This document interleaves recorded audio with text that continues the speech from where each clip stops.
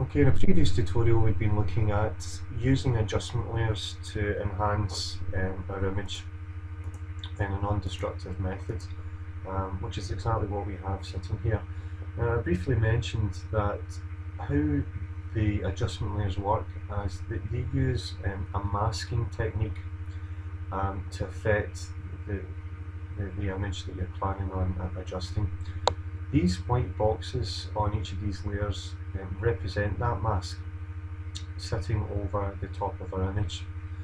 And the way that they work is that this white representation suggests that this is this layer or this mask is being fully affected by the properties that we have set under hue and saturation, and similarly with the brightness and contrast. Now, the way that the mask works is it works with a range between white through to grayscale and then ending with black. Now, what I'm going to show you is the difference between working with these masks and how we can affect them to tailor specific areas of an image. So for example, I'm going to double click on my hue and saturation layer and drop the saturation of the image so that it is effectively grayscale or black and white. Now, what I'm going to do is I'm going to select the hue and saturation mask attached to this adjustment layer, and I'm going to jump over here to my tool panel, select my brush tool, and I'm going to make sure that I have colour black as my foreground colour.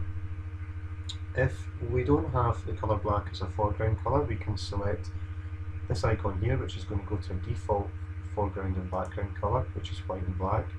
The black is the colour that I'm planning on using because I want this to be obviously the opposite of white, and this will become apparent when I show you. So I can hit this wee arrow to flip it round, and there is my black at the foreground colour. Okay. Shortcut to switch these round is the letter X, and also the shortcut to default back to these foreground and background colours is the letter D. So with this mask selected and my brush selected, now I'm going to change the size of my brush. I'm just hovering over the screen, you'll be able to see how that is changing in diameter. Shortcut for increasing the size of these with the brush is using the bracket keys to decrease or increase, except it's not working there because I was typing that into the box. And hover over the screen, just make sure they're outside of the box. I can use just put this away, I can use the bracket key to increase or decrease the size of my brush. Okay, now all I'm going to do is simply paint black on top of this mask. I'm not affecting the image in any way, I'm simply affecting the mask that's attached to this adjustment layer. Now you notice when I start painting black, it appears that I'm painting blue, I guess, at the moment, but that's because it's the sky. All I'm simply doing is removing area from that adjustment layer, which is then revealing the image underneath. Okay, and you can see that clearly when you look at that mask now. The black area is no longer being affecting or part of the mask, whereas the white area is. Okay, and this technique can be used quite often if you're trying to create an effective image, perhaps where there's only a section of the image is in colour.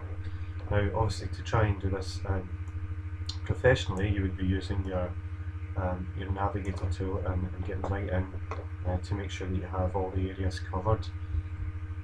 Now, similarly, and just to go back to your background and foreground colour here, I'm just going to hit X to switch them round. If I start painting white on, what I'm doing is starting to add back to this mask. Okay, for example, if I go into the sky, I am now taking that back to being black and white, and you see that starting to appear here on the thumbnail. Let me just increase the size of the brush and do that a bit more dramatically for you.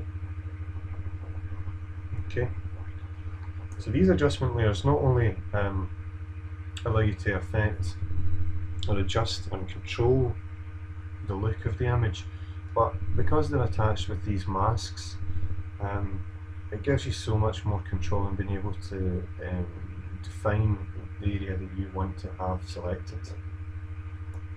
So that's worth having a wee look at and playing about with, and we'll be looking at masks a bit later on in some further tutorials.